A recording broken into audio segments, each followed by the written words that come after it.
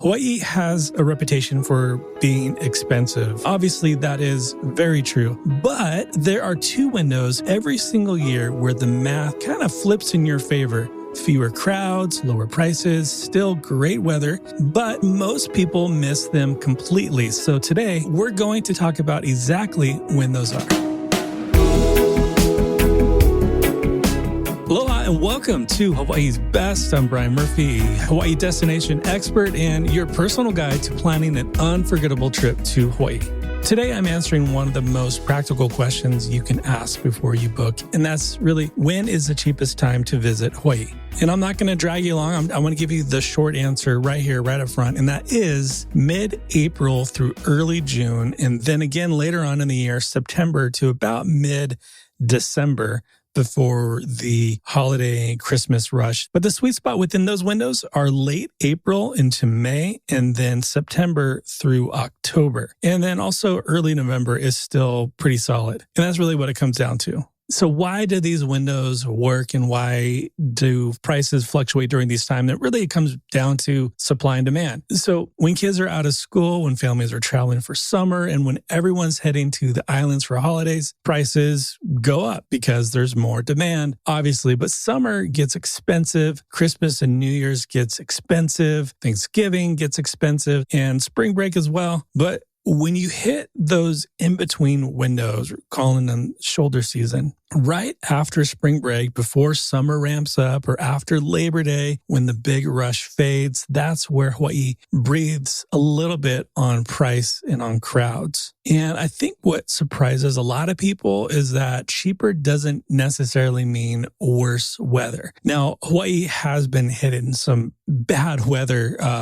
all part of early April, and then a lot of March. March is not a great month to go if you can avoid it, but it's hit and miss. And this March 2026, there was a lot of rain, a lot of catastrophic rain and floods. Hawaii really only has like two broad seasons: drier, and that's from May to October, and wetter from November to April-ish. But the weather is incredibly localized. So it depends on the side of the island, depends on the island you're visiting because of microclimates. So even when one area might get rain, another spot on the island can be completely sunny and dry, and you're not trading your whole trip for gray skies just because you're skipping peak July. So my simple take on all of this is that May is the best spring value month to visit, and September is the best fall value month. And I think closely behind October. October is one of our favorite months, actually.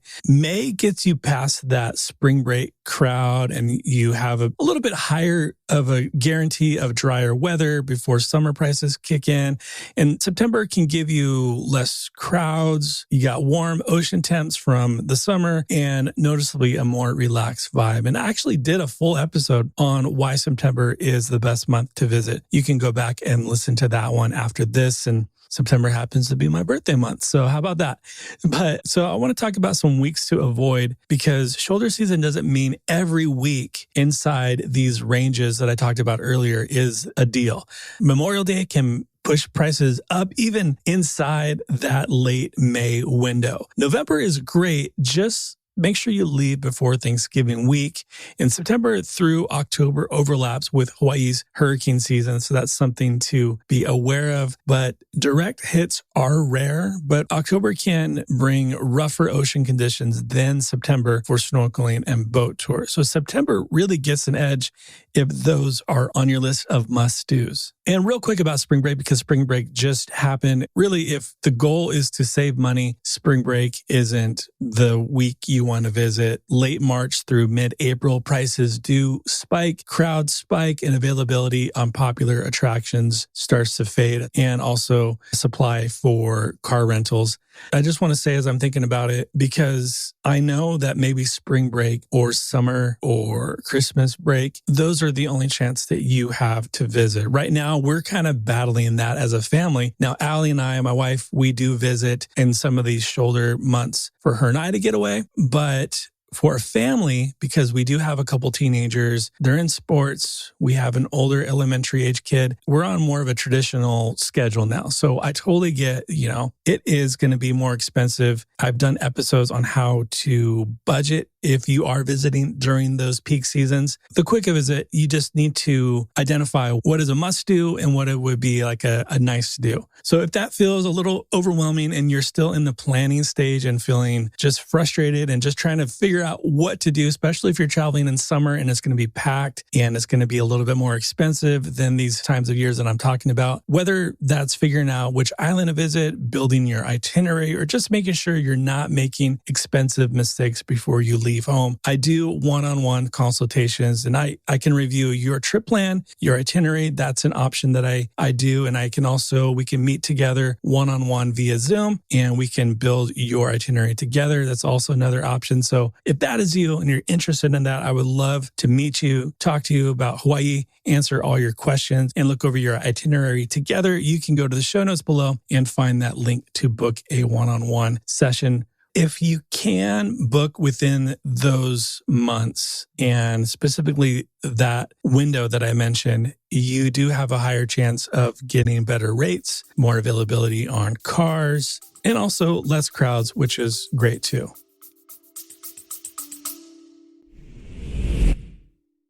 Quick break from today's episode. Don't worry, this isn't a sponsored ad and I'm not trying to sell you anything. I just want to say thank you for listening. If this podcast has been helpful for you at all, hitting follow on your podcast app is the best way to support it. It's free and it helps more people plan better Hawaii trips. Thanks again for listening, and let's get back to today's episode.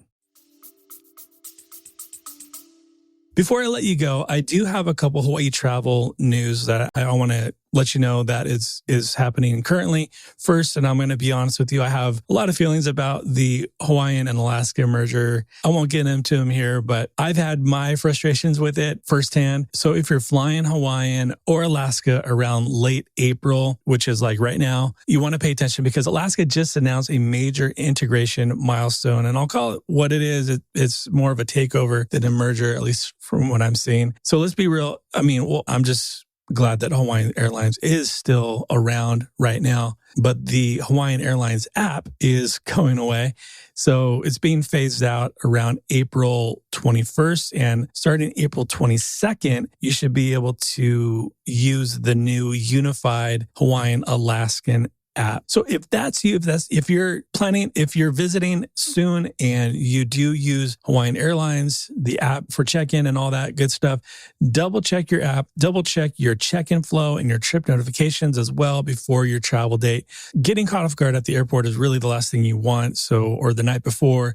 So I just want to give you a heads up. Go ahead and check that out in order to get integrated with the new app. The second thing I want to put in front of you is that Hawaii is much more of a reservation-based destination than a lot of first-time visitors, I think, realize. So talked about this quite a bit on the podcast, specifically Diamond Head, Haena State Park on Kauai, Waianapanapa on Maui, and Haleakala Sunrise on Maui all require advanced reservations. And as of April 2026, there are active weather-related closures. For example, Haena had a notice posted this past weekend, and Iao Valley also had closures through April 26. So the takeaway is, don't assume you can just show up to Hawaii's most popular sites anymore. Double check official alerts before you go.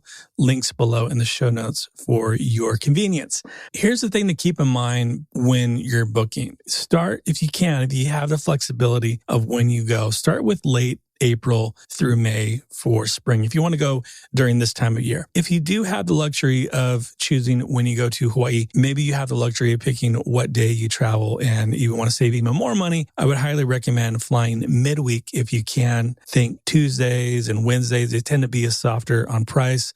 I like to fly on one of those days. We've flown both on Tuesdays and Wednesdays and have gotten a little bit cheaper of a fare.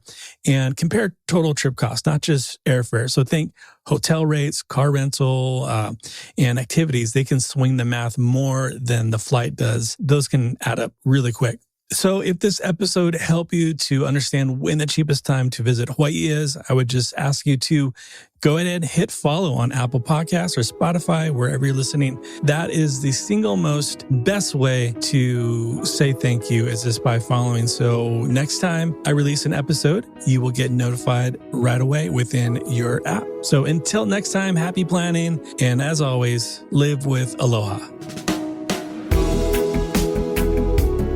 Mahalo for listening to Hawaii's Best. If you found today's episode helpful, make sure to hit follow on your podcast app so you don't miss future episodes. You can find all links and resources mentioned today in the show notes below. Hawaii's Best is produced by Shorebreak Media Group, edited by Easy Podcast Solutions, and with music by our friends Stick Figure.